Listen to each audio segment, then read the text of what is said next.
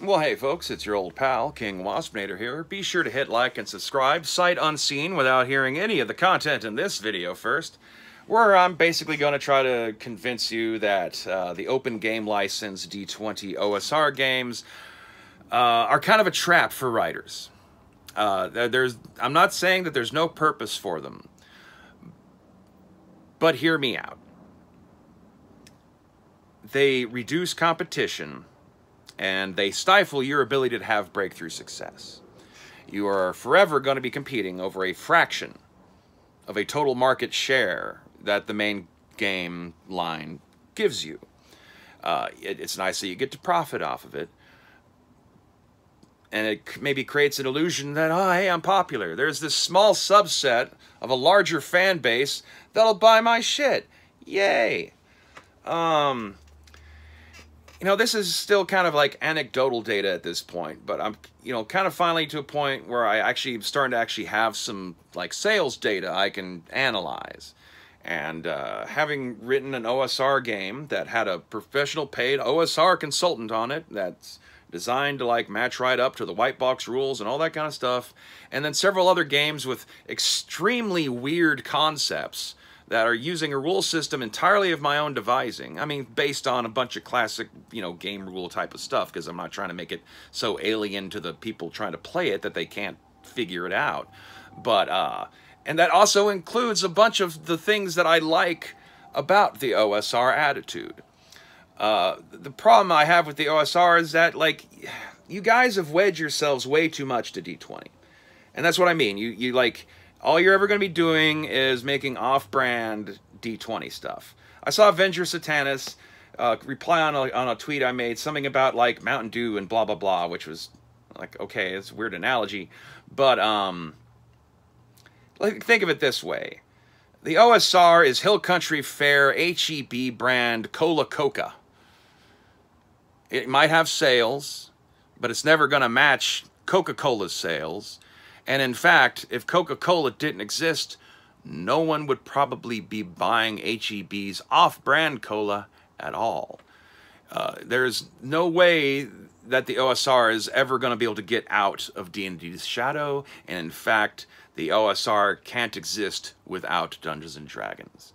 In fact, part of the OSR's marketing angle is, hey, don't play that woke bullshit over there from Wizards of the Coast. Come have an old school edgy experience over here.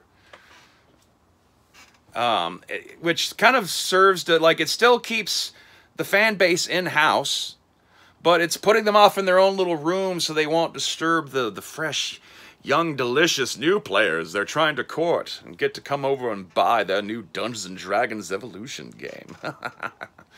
Check us out on Netflix, guys.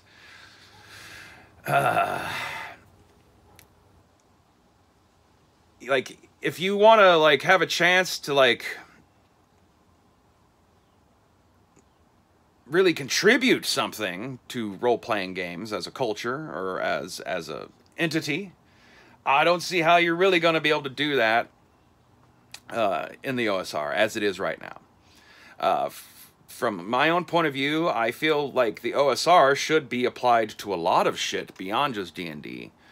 There's a lot of old type of gaming styles that still have their place. What about 90s gamers? White Wolf has gone through a lot of iterations of the World of Darkness. So why isn't going back to the original World of Darkness its own form of old school role-playing? What about, the people who liked the D6 Star Wars game? Isn't that old school role-playing game? Hell, the fact that, like, you can still go to Palladium Books and get those original versions of those games that are still getting support material for those original versions of those games using the very same rule set that they originally had when they were first printed in the 80s or early 90s. And yet, for some reason, Palladium doesn't get to be an OSR. I mean, old school riffs, OSR, it seems like that's kind of there, but I've noticed that the games that I've written that offer a new but completely unknown rule system and somewhat zany, admittedly, game concepts are selling way better comparatively, like not even like taking them all in aggregate, but just even looking at them all individually, they're all doing way better than Orc and Bone. And there's nothing necessarily wrong with Orc and Bone if D20 is your thing. But I've suspected that there's actually there's a hunger for something different. I feel like it was probably, you know, heading that way anyway, but something about the 2-year lockdown we've all been under now has really allowed people to like sit and park on their book collections and think. And really maybe notice how fucking repetitive Dungeons & Dragons has become, or already was. Like, you know, I've said in other videos, like, how many different versions of Temple of Elemental Evil are we going to see in the course of one lifetime? Can't come up with anything else new or better. Just the same fucking adventure modules from the early 80s all over and over again.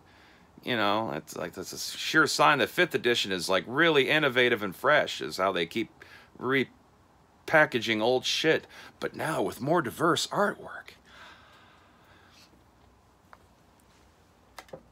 I'm a nobody, and I know it, but that gives me freedom. As an independent writer, I'm able to give you content that no mainstream publisher is willing to touch, and it's not bad.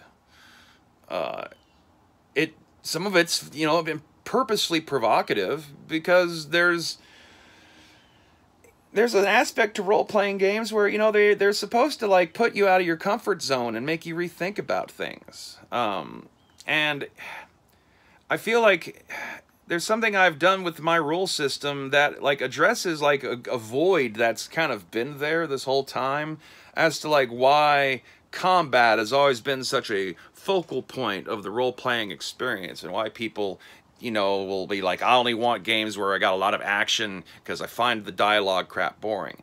I don't necessarily disagree, or I understand that mindset, because there are points when role-playing at the table with a group of people where things do kind of seem to devolve into just a bunch of people sitting around a table talking with each other, but they're not really playing a game anymore. There's 3 things you have to do as a player in a role-playing game for it to be a role-playing game. You need to interact with the rules, typically through rolling dice. You need to make choices for your character. And you need to feel some level of tension that you might lose your character. That's why it's good to create your character from scratch and not use pre-generated characters, because the sheer process of character creation not only teaches the player about the world that the game is set in and teaches them the basic mechanics of what the rules are, but by going through that process, they have a layer of basic attachment to that that is only added to as the volume of time they spend playing that character is added upon. Now, combat is the default, easiest way to get all of that in most average games. Your character's making decisions. Do I attack that guy? Do I cast a spell over here? Shit, should I just pack up my stuff and run back out the door? Every turn, you have to make a decision. Every turn, the tension ratchets up because your character might get hurt. And as those hit points keep going down and get closer to 0, oh shit, this dude who I spent like a whole weekend writing up a 5-page backstory for that my game master never even read, I might lose him, fuck! It's tense. It's so tense. And in order to be able to navigate all of that, you gotta keep interacting with the rules and rolling dice. Part of the little gambling tick that role-playing games also tickle in your brain by introducing this randomizing agent.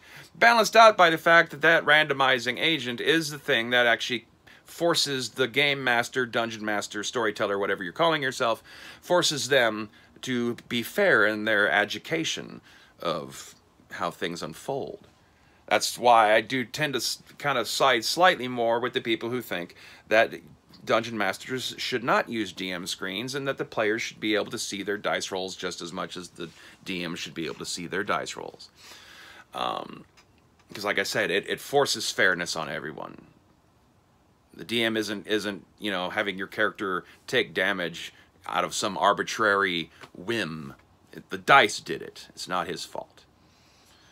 And sometimes you might have times where the DM is annoyed with you and would like to see your character get hurt. But your character doesn't get hurt because the dice didn't let it happen. It cuts both ways. It forces fairness on something that is inherently unfair because humans are interacting with it and we're all selfish creatures, no matter how much we like to try to deny this about ourselves. However, what I've done with the games I've written that are of my own creation is I've created a dynamic where now your morale and your sanity also have points. And they're just as critical for you being able to maintain your control of your character as the character's health levels. Now, admittedly, your character might not die if their sanity or morale is dropped to 0, but they still have to recover from that, and so they are effectively removed from the game for such a length of time that unless you're going to be able to talk the rest of the players like, okay, I need you to have your characters do nothing for the next year and a half while my character goes through a bunch of intensive psychotherapy so I can get over being demoralized and rejoin the group at full potential. Yeah, you know, that throws a big fucking stick in everyone's mud. So there are consequences in my games to conversation and dialogue, allowing characters to, in dialogue-based scenes, be tense about whether or not they're going to lose control of their characters, roll dice, and make decisions on whether it's wise to even try to get into a shouting match with so-and-so. Now, admittedly, it's harder for characters to do damage to people's sanity and morale than it is necessarily for them to attack somebody physically, as it should be. No, you know, no casual moron should be able to come up with an insult good enough to, like, actually honestly demolish somebody who's got a firm grip on their own sense of self-worth. However, people who are really charismatic or have like a really high, you know, attribute score of an appropriate attribute score, they maybe are, you know, maybe good enough to actually intimidate you or get into your head a little bit and undermine your faith in yourself, just like in real life. So, I feel like, yeah, sure, I'm an independent publisher. I don't really have, you know, like an editing department. I don't have a bunch of fancy art. There's not a lot of money. There's no money that's gone into most of these things. The only book that I've invested any real cash into was the OSR game that I've put out, because I actually paid a consultant to look at it. And even then, it wasn't less so to like tell me what's wrong with it. It was just more to kind of get verification from a professional as to whether or not I have any business intruding in this realm at all. And I will at least say that going from my own sales data, not only are my games selling way better than the OSR game I put out, but I'm noticing there's an awful lot of repeat business. The people who bought one of my books and have read it have not been like, ah, fuck, what a piece of trash, I'm never buying from this motherfucker again. Instead, they've consistently dropped, you know, decent amount of money on me to get the other stuff that I've been putting out. So, take that as you will. I'm getting good feedback. I feel confident enough to say that, like, this data, like I said, anecdotally, is starting to kind of back up what I'm talking about. That there's a hunger for something new. That maybe people are tired of only having branded games to play. That as much as people want to recapture that old school feeling that they had when they were younger, back in the day when all this was still kind of new to them, that they're still, though, they're like, are you really going to do that by using the exact same thing you were using when you were 12, especially when it's had decades of improvements and rulings put upon it? That's why I say, like, my game can in many ways give you a much more accurate representation of that old school feeling, just because the rule system is something new to you. And it's still kind of an ongoing experiment of my own. Every new game title I put out, I add more rules to it, and I refine the ideas better. And you, as potential dungeon masters, game masters, and storytellers who might decide to check out one of my books, you have the freedom to also get to do that. It's fun to play with the rule system, especially when it's been intentionally designed to give you space to play around with a little bit. That's something that you can't have in any modern OSR game experience, is those old arguments that we all used to go through in our youth, for all of us older gamers, of just trying to figure out what the fuck this shit means. So anyway, I'm sure I'm an evil bastard. How dare I throw the OSR under the bus or talk shit about my betters who aren't better than me. Talk to you later. Be sure to hit like and subscribe. Tell me in the comments that I'm bad boy. And stay waspinated.